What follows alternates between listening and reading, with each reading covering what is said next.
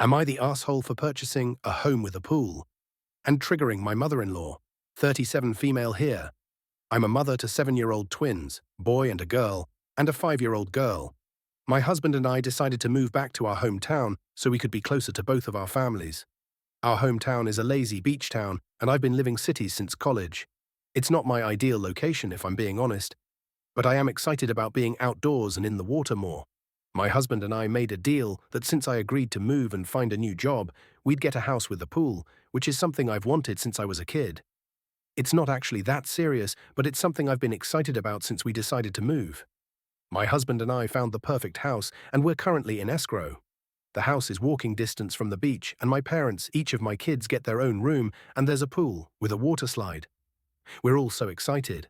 Some important context is that my husband was actually the oldest of 4 kids, and the only girl in the family, who was also the baby, passed away when she was 11. She was swimming with her friends in a lake, got caught in some shrubbery, and drowned. It was tragic for the entire family, and I don't get the sense that my mother-in-law has ever recovered. My husband's home is filled with pictures of his little sister, the kid's bedroom is basically a shrine to her, and my mother-in-law gets teary anytime she sees one of my 2 daughters.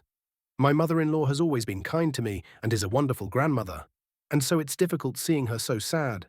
Yesterday, my husband and I were on the FaceTiming with his parents, and I sent them pictures of the house we're moving into. My mother-in-law's face went white, and she asked how we could possibly move into a house with a pool with 3 young children. I explained that my kids are all great swimmers, that we've told them there's absolutely no swimming without one of us there, and that we're getting a gate with a lock and alarm installed around the pool so they can't get into it without us. My mother-in-law started crying and saying that drowning is the leading cause of death for young people.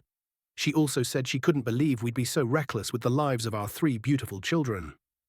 My husband tried to calm her down, but she was furious and hung up the phone. My husband now feels terrible and says we should have thought more about moving into a house with a pool. He's not worried about something happening to our kids because we're going to take the proper precautions. He's worried about his mum's mental health. He says his parents will never be able to come over now because his mum will be watching the kids and the pool obsessively. He also says we're probably not going to be able to do holidays or parties at our house because his mum will be even more anxious with all her young grandkids near the pool. I've seen her anxiety around kids in the water firsthand.